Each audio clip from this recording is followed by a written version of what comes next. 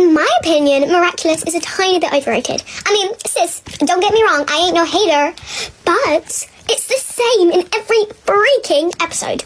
You know, someone gets angry, then they get acclimatized by Hawkmoth. Then Ladybug and Cat Noir come to the rescue and fight a little bit, and then Ladybug uses her, lucky charm, and then they win.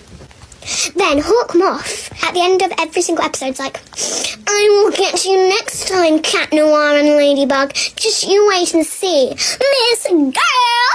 Well, it better be soon, Hawkmoth. It's been like 100 episodes, and you ain't even been close. Get your game face on. Get your game face